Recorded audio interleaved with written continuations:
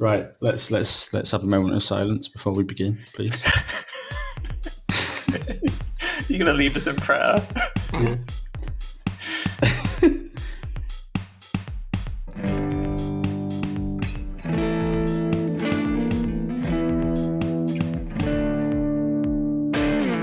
Right, hello listeners, and welcome to episode 47 of the Picky Bastards podcast, where we talk about newly released albums, old albums, and other albums, and get everything wrong about all of them.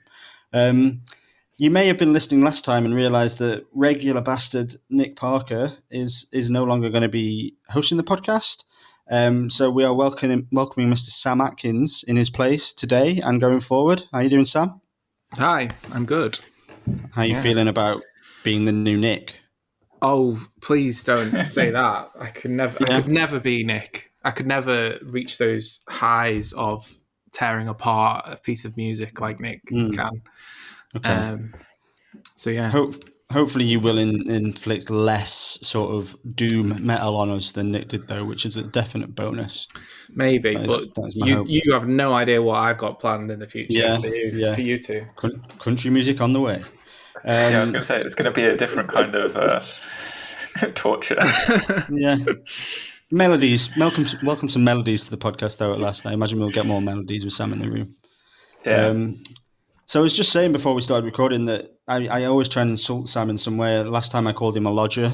When he was first a guest, we called him a special guest, but then we've downgraded it every time. So I'm trying to think what he is now. Are you a piece of furniture? Are you a stool? Just there. Yeah. Just what? I'm going to call you a stool. Okay, that's fine. I'll be a stool. Okay. Sam is our new stool. So today we will be, as always, talking about 4 recently released albums. 1 a classic album, and I'll be introducing an artist I love. So the recently released albums are Montero by Lil Nas X, Comfort to Me by Amyl and the Sniffers, Before I Get to Phoenix by Injury Reserve, New Age Norms Free by Cold War Kids, and the classic is In My Own Time by Karen Dalton. And then at the end, I'll be telling you why I love Roots Manuva. So I'm going to go to Sam first with a question. Which album felt like it was most part of a musical movement or legacy? Yeah, so it wasn't hard to pick this answer to this question. It feels like to me that Montero by Lil Nas X is the musical movement of right now. Like this feels the most relevant current kind of music that we could have picked for the podcast to represent 2021 and what music sounds like to so many people. So whether this becomes a thing that will have a legacy, that's to be decided. I don't know. But for me right now, this is like one of the most kind of, I wouldn't say important, but like it's just relevant. Relevant is the word, I feel. As kind of an out gay black pop star, I just can't think of anyone else that's kind of taken on the world like Lil Nas X has, and kind of in pop culture, in his music videos, in all of that bit. And I feel like this album really, really tries to kind of sum that up. And I feel like as a debut, it is infinitely better than the first kind of music that he first put out a couple of years ago in like an EP form, which felt like it was very much, we're still trying to chase kind of some sort of trend, not really sure what sort of artist I'm going to be. Clearly hadn't found himself really personally. And I think this is an album that features ridiculously massive pop tunes, ridiculously massive pop hooks, like Industry Baby, Montero, That's What I Want, Scoop. These are huge hit songs and they sound like it as well.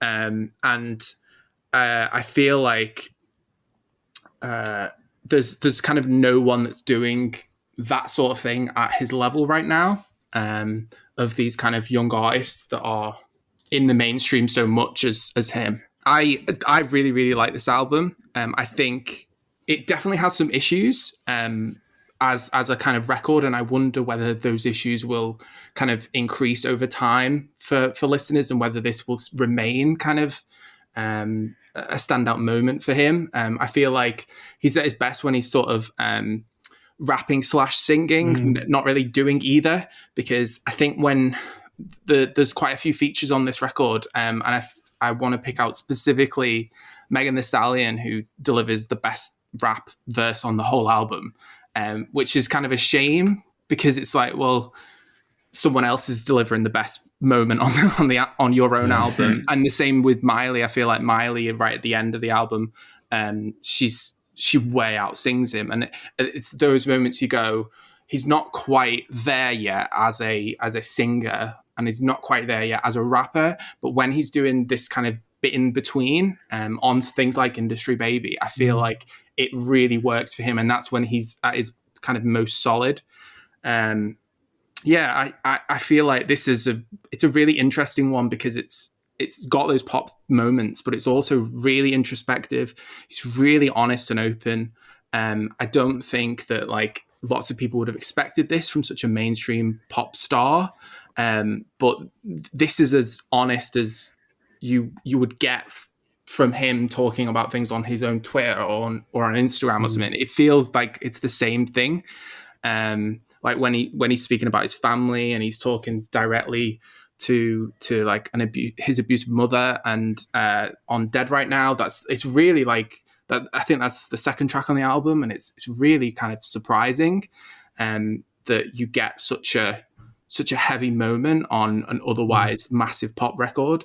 So yeah, I really, really like this, and for me it is kind of the moment right now.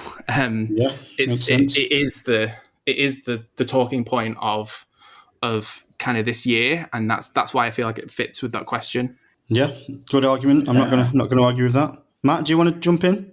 Yeah, I do. I 100% agree with Sam on this. I wrote down it's like a distillation of the zeitgeist right now. It felt very much like he's getting all these ideas from all these different places, which are all over pop, and then bringing them all together into just one record. And so that meant the record as a whole evolved in its style throughout, but it still sounded kind of like very much him, because he was very much has this unique way of presenting himself and being at the center of the songs. Even when you do get these features, and like you said, Megan Thee Stallion absolutely bossed it, but it still sounded like his song. I found it really interesting, because it really wasn't what I was expecting. Like, I didn't know anything about his music apart from Old Town Road, so I was expecting like hip hop country fusion, and then it was just like, oh, this is just like just pop bangers like nonstop. And there's so many earworms, so many songs that just stuck in my head. And even though it might not be like, I think the groundbreaking part about it is like who he is, being like on top of the world, and not necessarily the music. The music, like there were lots of motifs and things that I've heard a lot of this before. It doesn't sound that revolutionary, apart from like the way he's putting it together is interesting. But the actual music itself, like I'd heard a lot of it before, but it was irresistible. I found I really just like had a lot of fun listening to the record. So yeah, I definitely surprised me, but enjoyed it. Okay. Right. Well, yeah, obviously I was aware of Lil Nas X, as he's been everywhere recently, and I have really respected him as a person, the stances he's been making, and the videos, how controversial he's been on purpose to sort of wind up people who I think really do need winding up. So I've enjoyed that about him.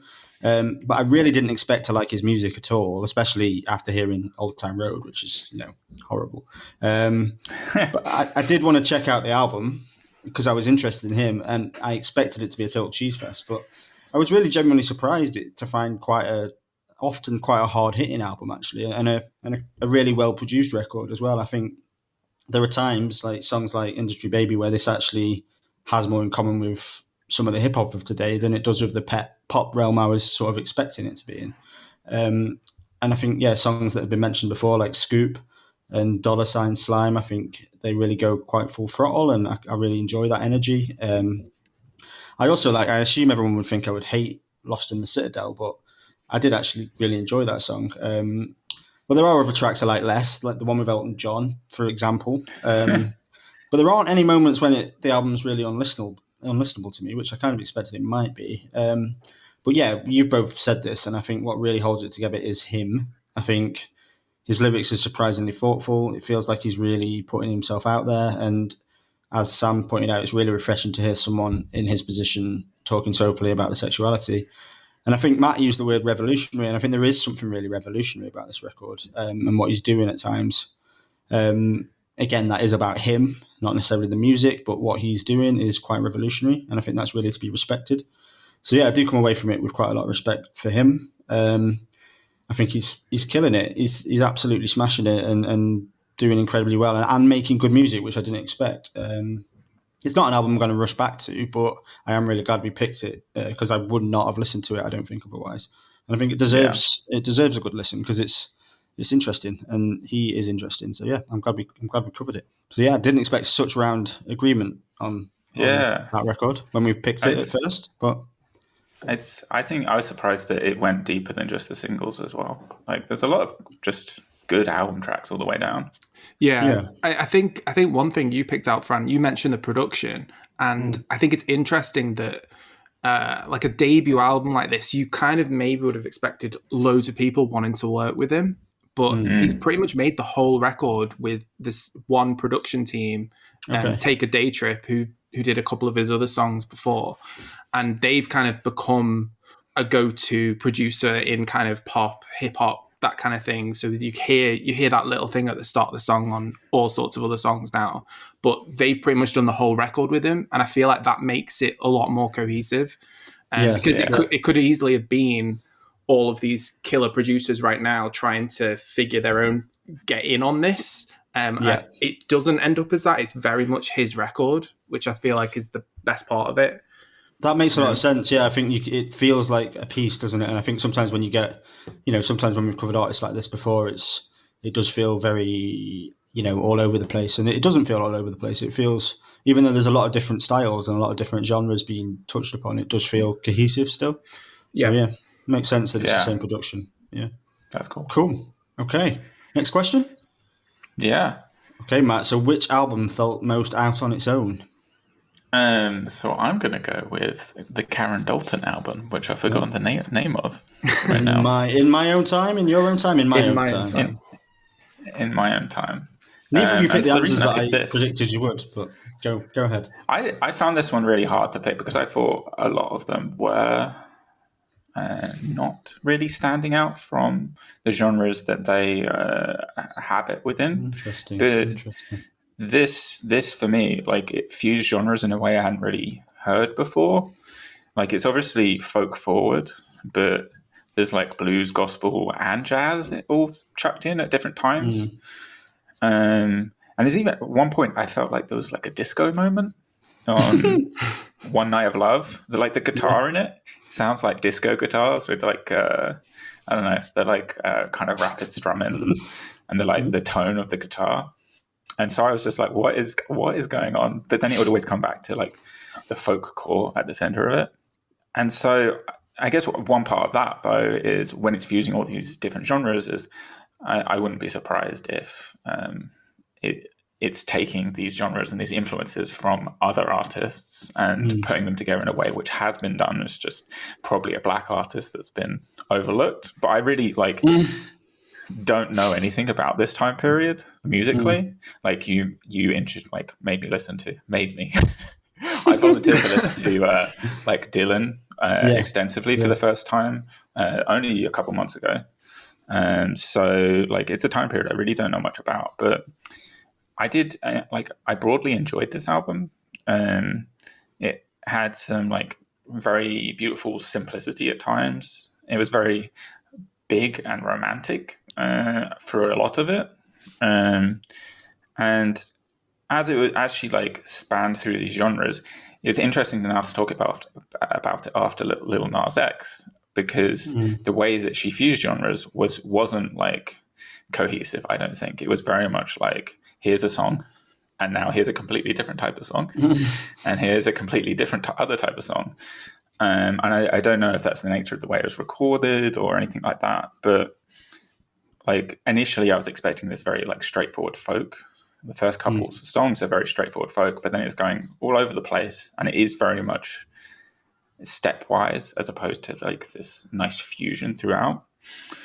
I think the moments I enjoyed the most were the ones that weren't that folky.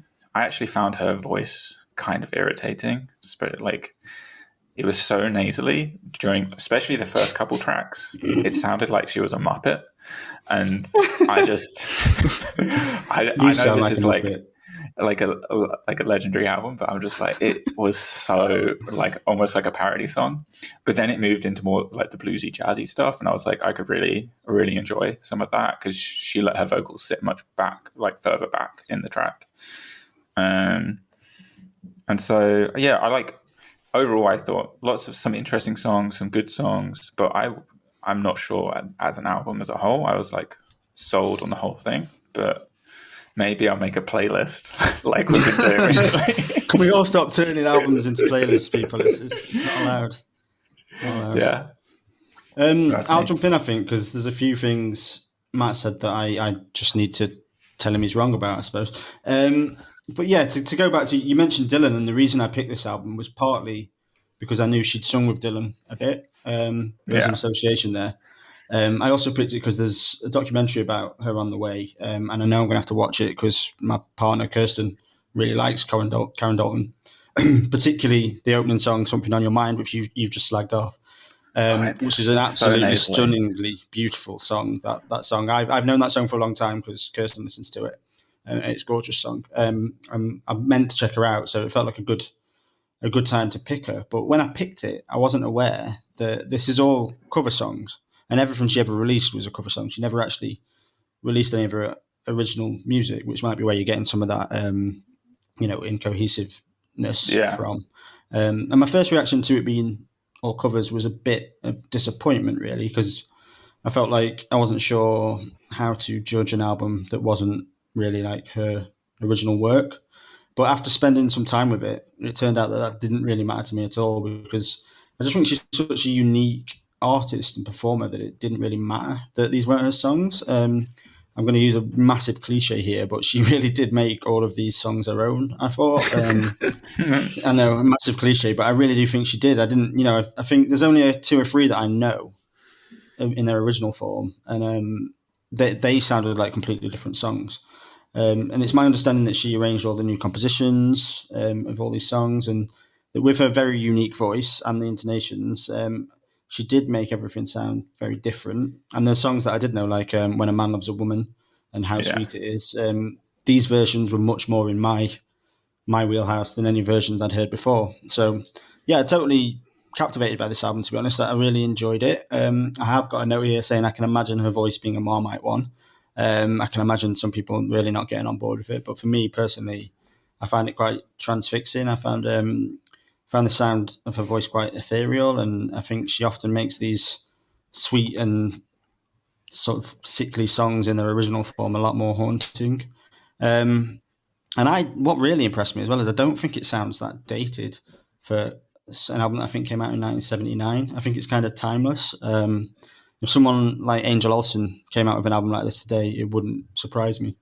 So yeah, in terms of the classics we've done, this is up there with the ones I've listened to the most, with possibly Nas and Biggie having been listened to more. But yeah, I will keep listening to this. I really, really enjoyed this album. One of the best classics we've had for quite a long time.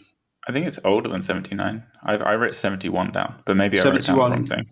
No, you might well be right, mate. Yeah, I knew there was a 7 in there. So that's as far as I got. You might be right. Sam, where'd you land? Okay, so I don't really have much to say about this album. I haven't written that much down. I expect both of you expect this to be one of my favorites on this list, because it feels like it's kind of in my wheelhouse of kind of country folk, kind of, there's loads of steel guitar and a lot of it, and I really liked the instrumentation. It felt very earthy to me, but I am so glad that you pointed out her voice, Matt, before I was able to, because it was an absolute deal breaker for me, and I never want to listen to her sing again, because it's just so off-putting. And especially when there's songs on here that we all know. So like How Sweet It Is and When a Man Loves a Woman, you pointed them out. There is no one I wouldn't rather hear sing those songs than Karen Dalton now, because I feel like it ruined those songs for me. I actually don't mind those songs. So wrong. It's just, and that was kind of it. That was all I kind of ended up getting from it. I was desperately trying to get everything else out of this album because it really should appeal to me. But I just can't get past her voice. And that feels awful because it's like, clearly she's talented with her instrumentation and the way she arranges these songs. But if her voice sounds like that, I can't go back. So it's definitely a Marmite voice. I was definitely right in that then. It's like When a Man Loves a Woman sounds like Kermit the Frog. It sounds like someone doing taking the piss. Like it sounds like kind of like Thingio doing pub singer kind of thing of like where it's I'm really glad that you two are the ones saying this, because she's got a massive fan base, and it's not absolutely, and they can on Twitter for once. they can come for me all they want. That's fine. Yeah, I know I'm totally in the wrong here, but that is just for me. Yes, that is for me what I think. That's when I do the tweets, and that's the only quote from you I'm going to take out. I didn't say the Muppet quote. That's on Matt. I'm owning that. I don't care. I'm surprised that you're both so negative on it, actually. I thought I would probably be the one who liked it the most. I'm surprised to hear the negativity. The music's really, it's good. And I didn't realize it was all covers. And the instrumentation, like you say, it is adding a new twist to a bunch of songs that are a bit much. Yeah. But she's at her best when she's not pushing her voice. Yeah. In my opinion. It's when she's sat back and almost, it's not sultry, but it's almost like angling that way. Fair enough. I'll allow it. All right. Are we done on Karen? I'm going to take us to Cold War Kids, because I just feel like the sooner we talk about it, the less I have to think about it.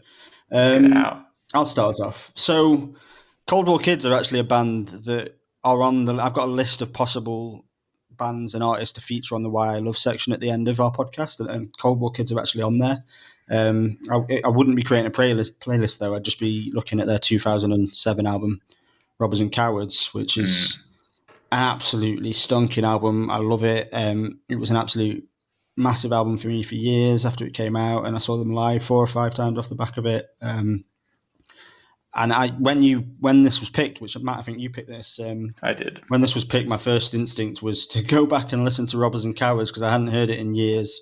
So I went back and listened to that and thought, this is a great band. I'm quite looking forward to hearing them after all this time. And it did not take me long to realise that it's not the same band anymore. The opening song, I can't remember the name of it, but it's an absolute mess.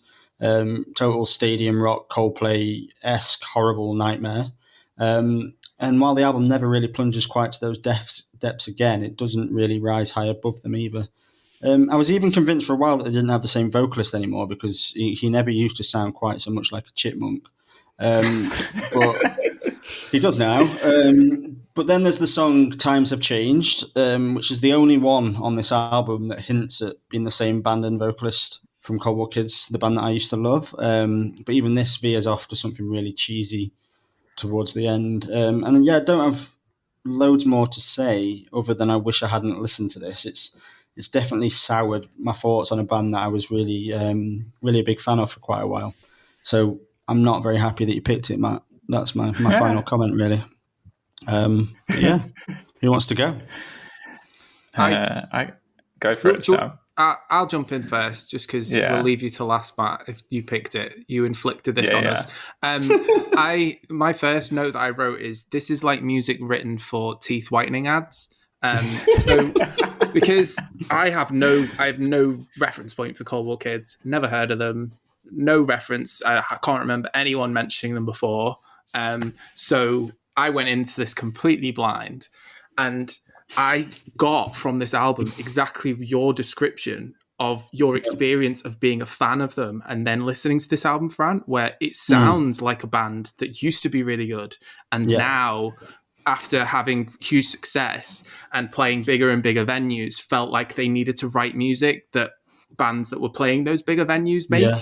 But the Coldplay link is so obvious, and I got One Republic as well as a link as some these kind of bands that clearly are playing bigger and bigger places and need songs that supposedly will be bigger and bigger in those, but no one really wants to hear those new ones.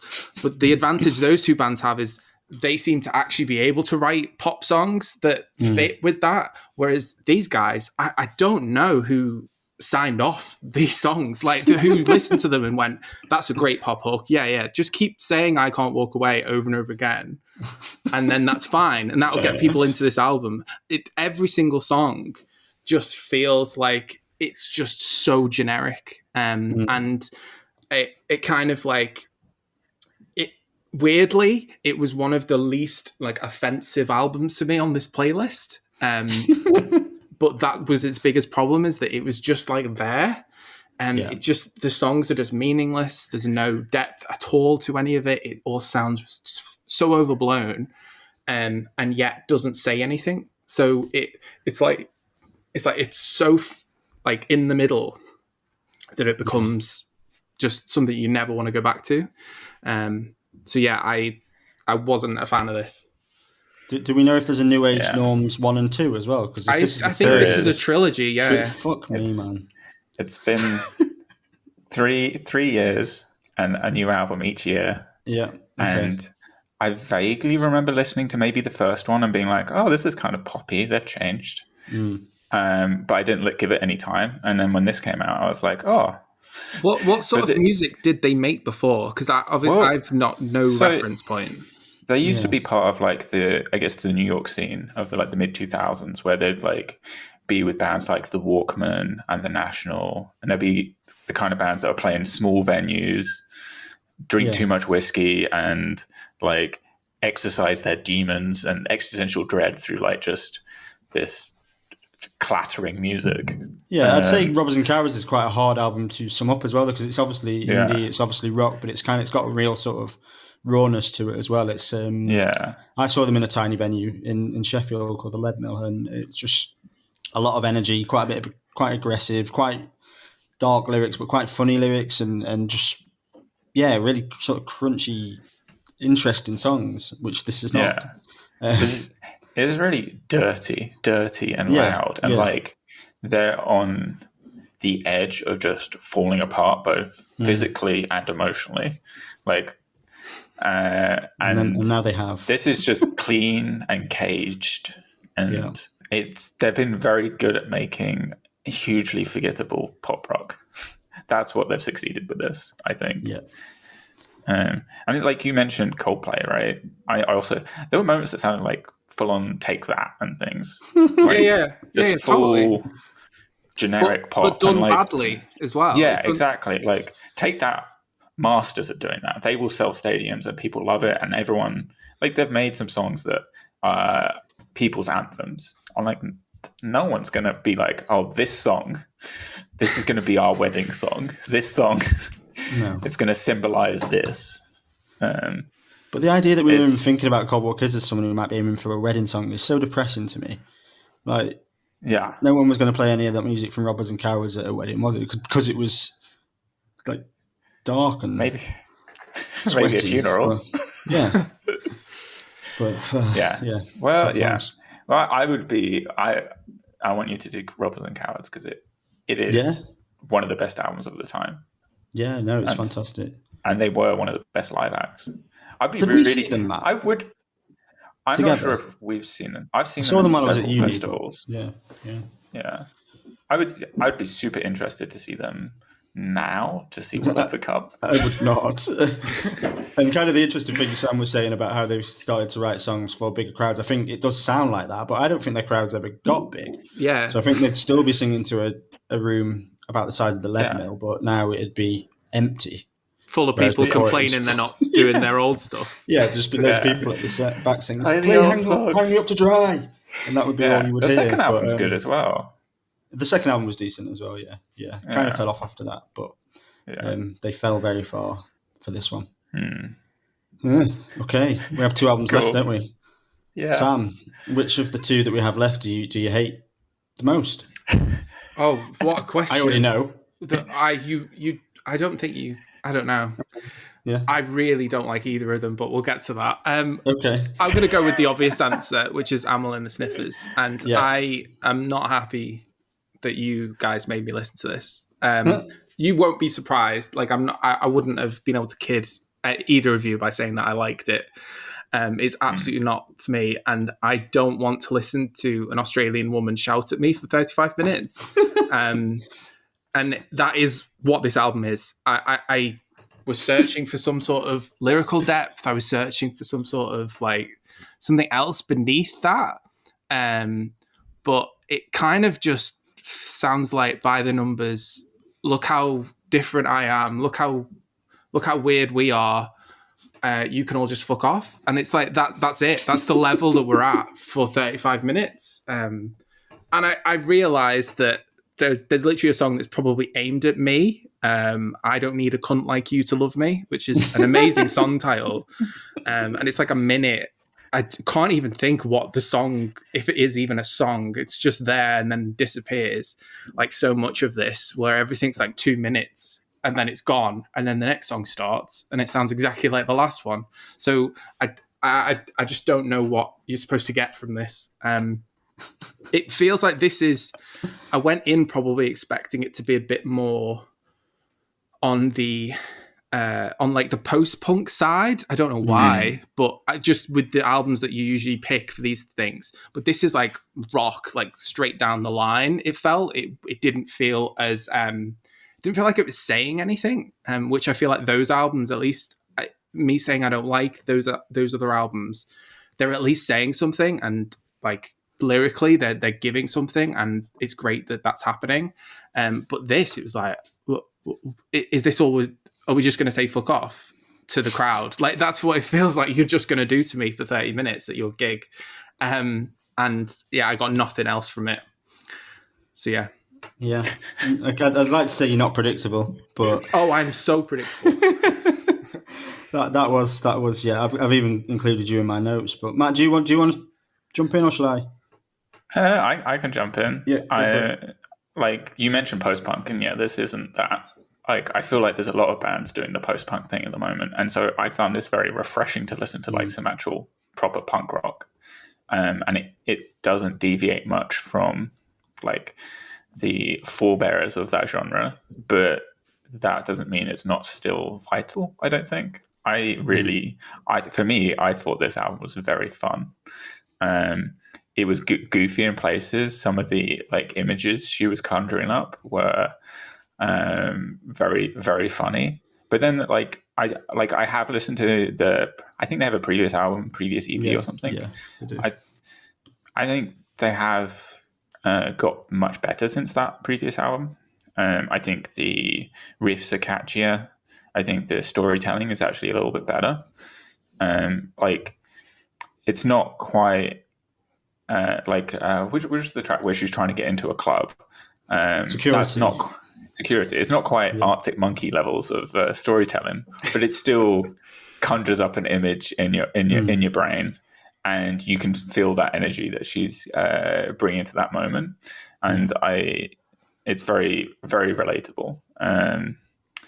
And yeah, I often like. There's a lot of things that are like classic within like punk rock, like the way they drop the guitars and stuff like that, and it quiets down, and then it like really picks up again, and it keeps like just switching gears in like a very a way that just keeps you engaged, keeps the energy up, prevents it from being one complete monotone.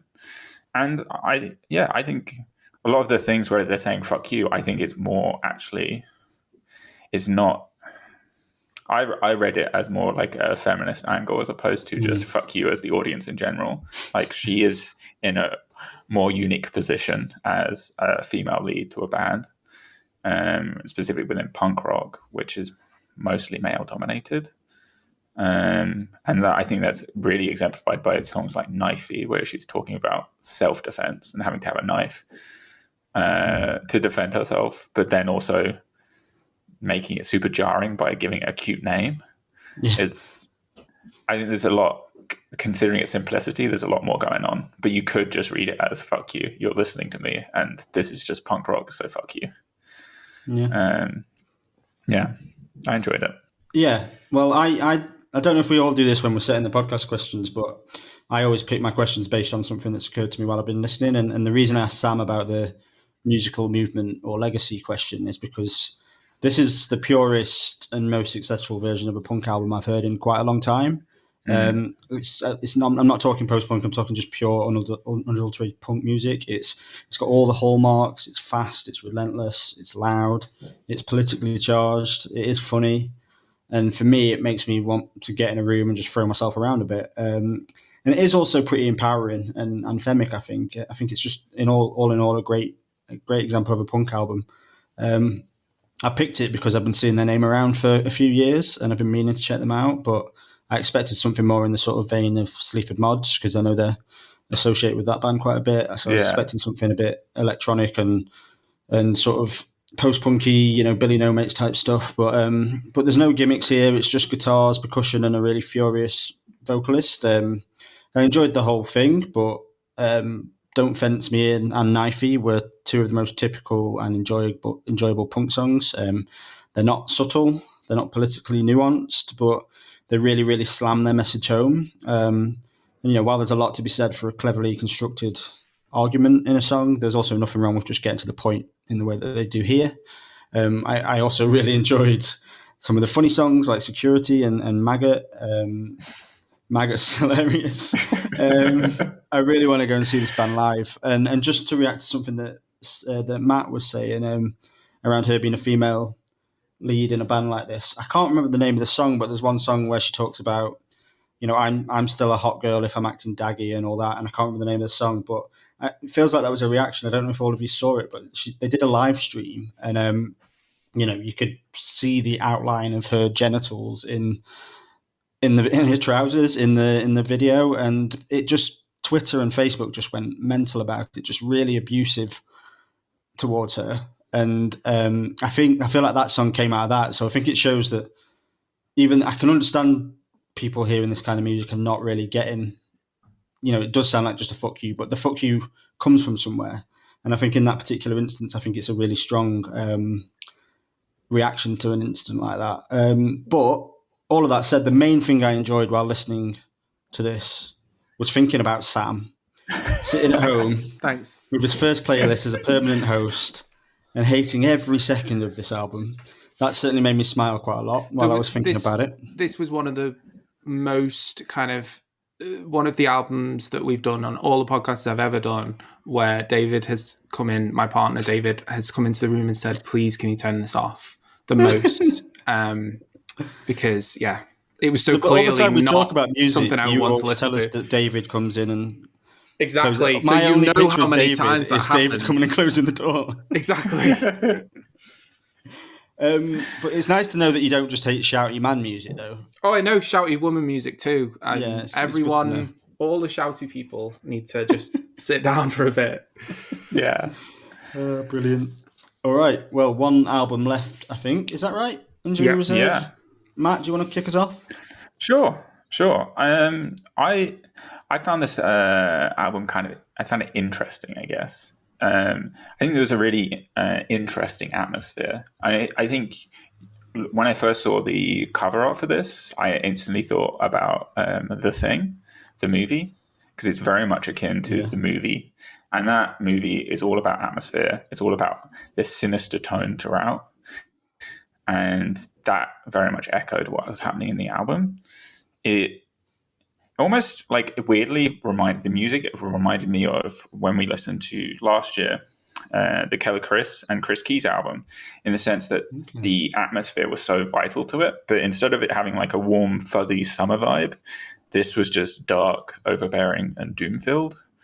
In Superman, the glitchy vibes that was throughout the song made it feel like there was scrambling desperation behind the actual the vocals, and it it made it like I enjoyed. Like I took a lot from listening to it, but I wouldn't say it was enjoyable. And like he's repeating this line, "Ain't no saving me or you," while this is all happening. It just feels very like despairing. I think as an album as a whole, I much prefer the first half. I think it starts to get disorienting after that. The kind of loses this direction, and it becomes a little bit less coherent. But then at the end, the final song, you kind of it refines itself, and there's like this repeating drony synth that sound, which is almost optimistic, but it feels like after all this like cloud of darkness, which is especially the latter half of the album, which does feel a bit more nebulous, it feels like they found their way again almost. And maybe I'm just reading way too much into this, but it's just like the feeling of the music itself, and like it matches the lyrics as well. I think like he's saying the show must go on. He's saying it's been caught by a storm and it's raining really hard right now, but he's got to go on. And so like as an album as a whole, I liked it. I just it wasn't like so many of these albums that we covered at like good time vibes. And so it really wasn't that. And so it made it a very challenging listen. Okay. I'll jump in because Sam's already kind of give us a hint how he feels about this. Yeah. But in all honesty, I've been all over the place with this album. I kind of went into it absolutely wanting to love it. I discovered their previous LP earlier this year and really enjoyed that. But despite having some oddball elements in that album, it was a much more straightforward hip-hop album than this is. And then I was really initially very surprised by how abstract and experimental a project by the time I get to Phoenix is. But that also really excited me at first. It felt really dynamic, really creative. But also it felt like an album that was going to take some time to fully get my head around. But then over the first sort of 5 or 6 listens, I found that my interest wasn't really developing in the way that I thought it would. I began to think maybe it was a little too abstract for me to fully connect with it.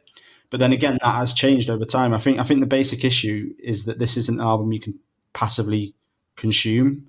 It's not an album you can really appreciate while listening in the background while you're working or you're cooking. It's just too dense or obtuse for that. But when I was able to give it time, I found it really darkly fascinating and really intriguing. I think it's got so much going on and it never really stays still. I think it's sort of pushing on the boundaries of what a hip-hop album is, to the point that I think it's kind of genreless, actually, at the end. I don't really think it has an obvious genre. And it's kind of got this really intense and troubling feel all the way through it. So it isn't an album for all the time. But interestingly, today, after I'd written my notes, I listened to it twice. And once I was sat on my own, just listening to the album, and the next time I was cooking, I was washing up, and the amount I enjoyed it while I was just sat listening to it compared to while it was in the background was quite eye-opening to me. That it's something you really have to listen to. I think the dark fascination of the album's obviously been added to by the sad death of one of the founding members while they were creating the album. But I think it does a bit of a disservice to focus on this too much, as I think he was involved in everything on the album, and the darkness was something that was already there prior to this. I think it was meant to be overwhelming. It was meant to feel dystopian. And I think it's really powerful without that sad backstory. I think it's a real reflection of like the last few years. So in the end, I think it was a really heavy, really emotionally raw, really sort of intense album. And I ended up really admiring it. Really, really think it's quite a special album, actually. So we'll go to Sam now to tell me why I'm wrong. I'm not going to tell you why you're wrong, because I think that's kind of the point, is that I just really, really struggled to get on board with this. And I really, really tried, because it's definitely the most interesting of any of the music on this playlist. But whether that interesting means that I'd want to actively go back to it, I found myself actually dreading having to go back to it, because every time I'd be trying to listen to it and get something out of it, and I just couldn't. There's times when it feels like it never ever feels like they're rapping over the music that they're supposed to. It always sounds like there's like another band or another sound. Or I like that, Matt, you mentioned it kind of like reminded you of kind of like horror thriller kind of film stuff, because there's moments like there's a song Ground Zero. It literally sounds like there's a horror film playing in the background. Like, I don't know if that's a sample of something, but I can't tell if that's the intention or if it just happens to have aligned that way. And it made it so difficult to actually listen to what they're saying. I found that the lyrics get so obscured by some of the noise around it. And those droning sounds and the kind of just endless layers of other noise happening over the top of it. It never felt like the actual words were able to come through to me. So I found it really hard to even start to fathom what this was about. So yeah, I kind of don't understand who this album is for. Because, like you said, it doesn't really feel like a genre. It feels like it's completely on its own, completely unlike anything I've ever heard. But for me, it wasn't something that I would want to go back to. I tried over and over again to get something out of it, to find that bit of that made it way more interesting or way more kind of give me that feeling that I wanted, and it ended up that I just didn't want to go back to it every time it appeared. And I found that, and straight after that, the Amyl and the Sniffers album, I just found that it was like an hour and a half of at the start of this playlist that I just didn't want to put on. But so different, right? In the reasons why, I think so it's different. One's so straightforward and so to the point, and one's so obscure that. Yeah, I would say that this is doing lots of things, and it's really you can tell that they're really, really trying to achieve this mood, this feeling, and no other album gives you any feeling like that in the way that this one does. So it's way more interesting than some of the other things on here. But I just found it impossible to get over that gap. It's so kind of so unintelligible at times, and difficult to get past. I don't know how many other people would be able to do that, to listen to this and go, I'm going to put the work in to get to that point. Yeah. If we didn't have this on our playlist, then I would have given up on it, because there were so many times I listened to it, it took more than it gave back. Exactly. Yeah.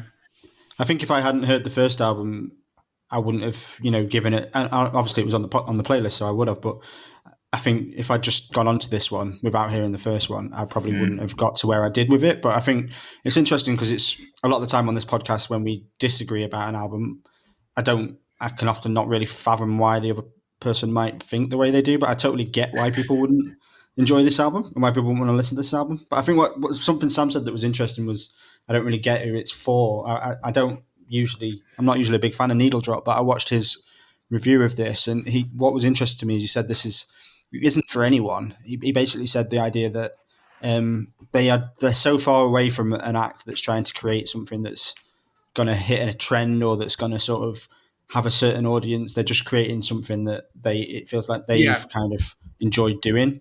And this all was born out of a DJ set that they did apparently, and it all just sort of was a very creative, very sort of jammy process rather than them actually sitting down and writing the songs. And I think I quite like that an act is creating an album that's not necessarily hitting for someone in particular or something in particular. Yeah. But I do totally understand why people can't listen to it, because it is a difficult listen, but an interesting one, I think.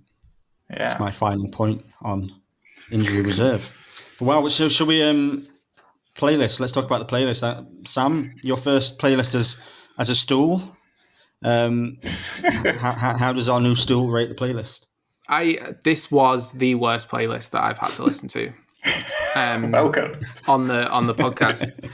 Nice to have you here. Yeah, it just didn't. Genuinely, the only thing that I could see myself going back to is the Lil Nas X album, which we all seem to agree, and that was great. But there was nothing else here that remotely made me want to listen to it. So then, obviously, going back to the whole playlist, it felt like a bit of a slog to get through, if I'm honest. Welcome to the team. Yeah.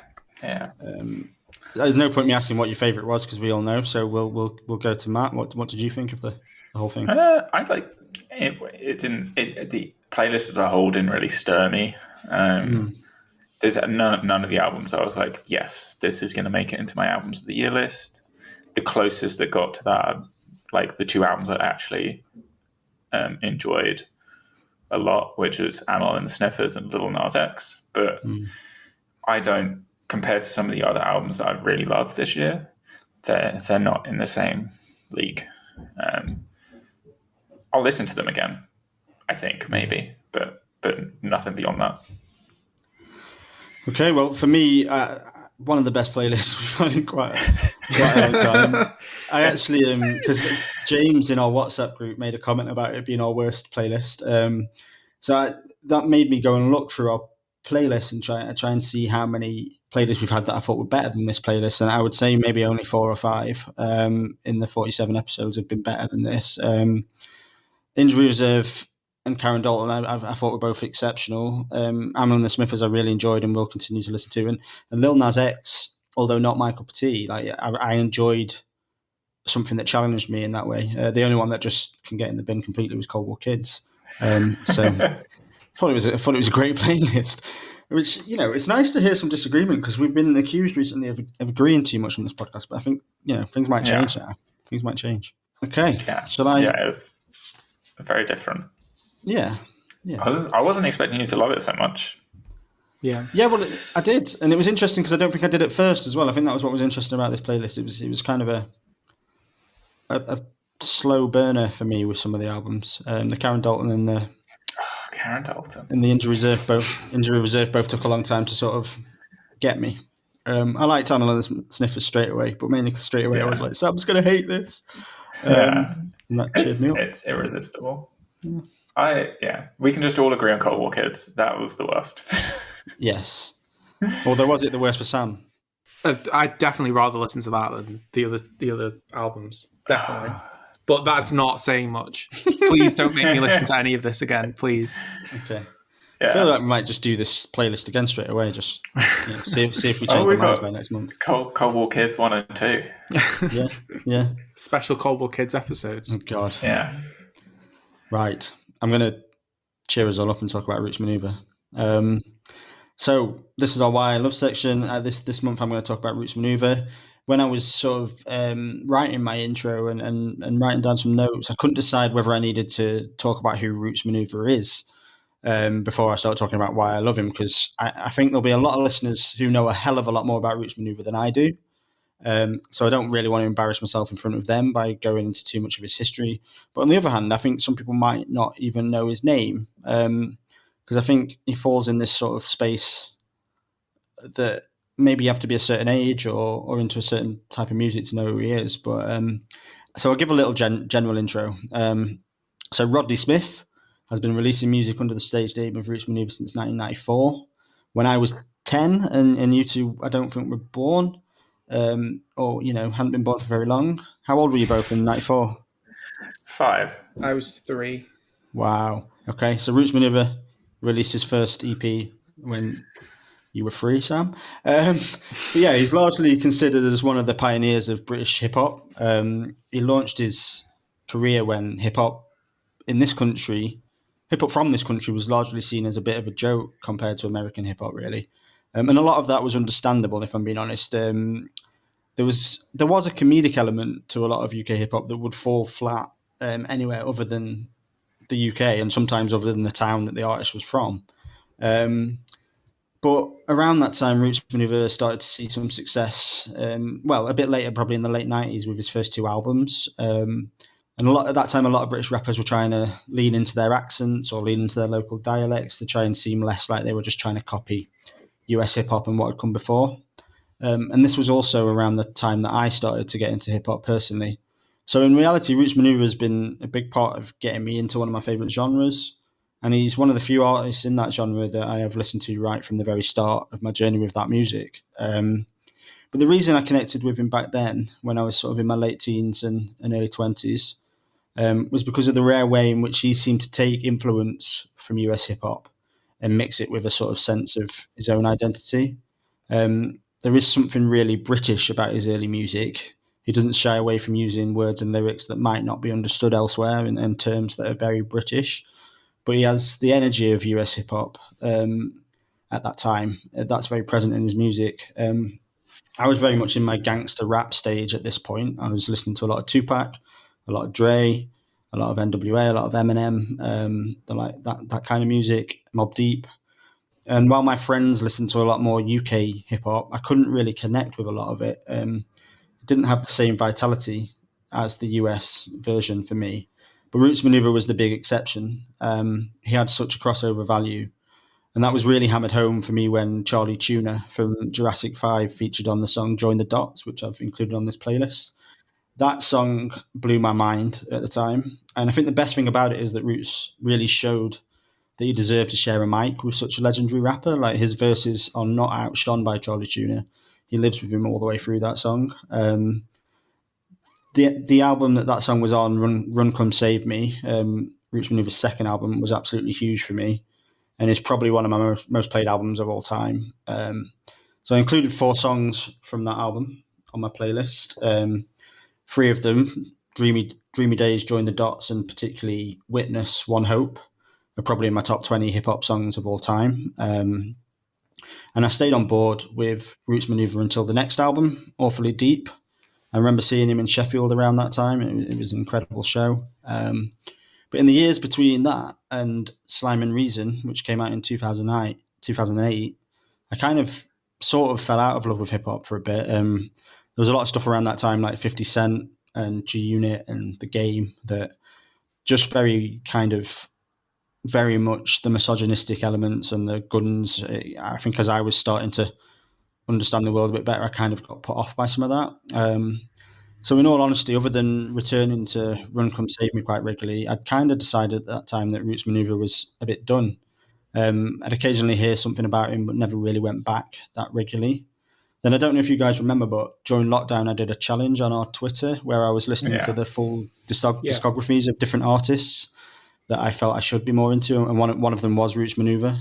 His discography was the best one I listened to during that challenge. There's not a bad album among them, and there's barely a bad song, to be honest, for me. But what blew me away more than anything was listening to his most recent album, Bleeds, which came out in 2015.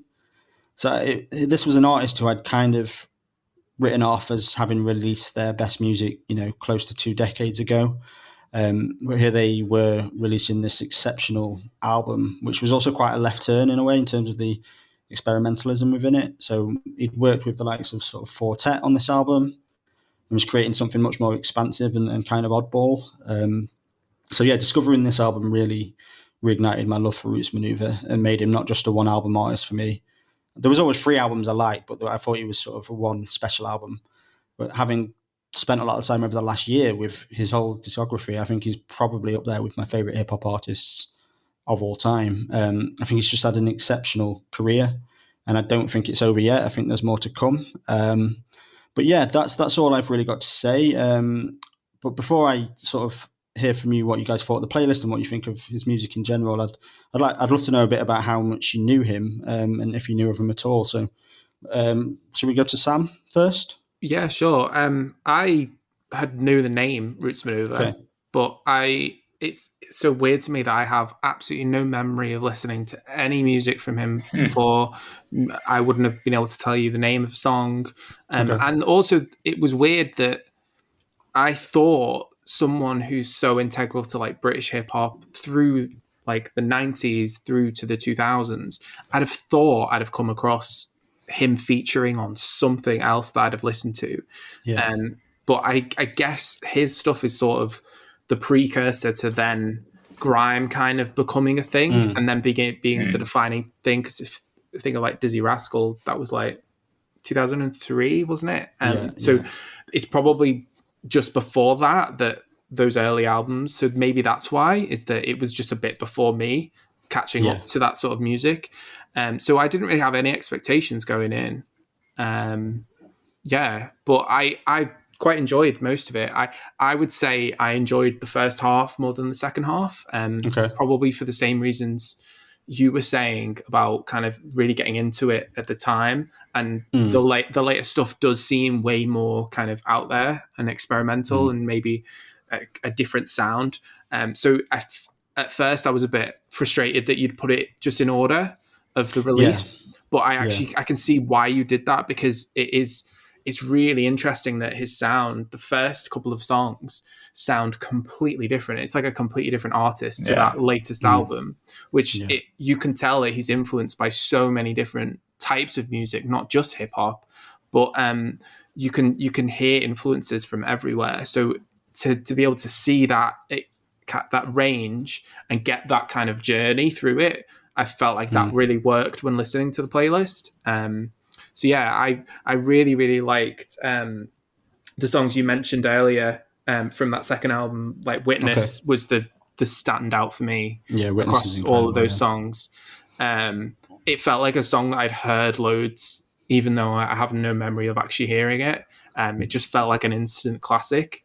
But yeah, I'd be surprised if you've not heard it on totally. It's everywhere. Especially with, I know your partner watches a lot of Match of the Day, and it's probably on Match of the Day. Even now, it's still every now and then pops up on there, so you will have heard it. Yeah. But yeah, so I really enjoyed it. I feel like I'm gonna go and listen to some of those first few albums to really dive into it properly. Because what I heard, I really enjoyed. Brilliant. Yeah, Run Come Save Me, I would say I could have just put that album forward. If it hadn't been for Bleeds coming out when it did, I might well have done that. But it's but yeah, just to comment on the chronological order, there wasn't really any. The main reason I did that is because Nick left the podcast, and I had to put together a playlist at the last minute because he was going to do the What I Love, so I just quickly shoved them in order. So there was no thinking really there. But I feel like it worked with kind of the journey that he's clearly been on. Yeah, I think it does make sense. I think sometimes it does, doesn't it? Chronological makes sense when someone has changed throughout their career. But now I'm glad you enjoyed some of it. What about you, Matt? I know you knew him a little bit better than Sam. Yeah, I knew him a little bit. Like I was familiar with the second album, Run Don't Change, and I forget the album name, Slime, because I did something similar to you, Slime and Reason. I did something similar to you maybe a couple of years ago, where I just trawl through Spotify and be like, I don't know this artist well enough, but I know their name, so I'll add a couple of their albums to a playlist and listen to it. And I have several of the songs that you picked out as liked on my Spotify.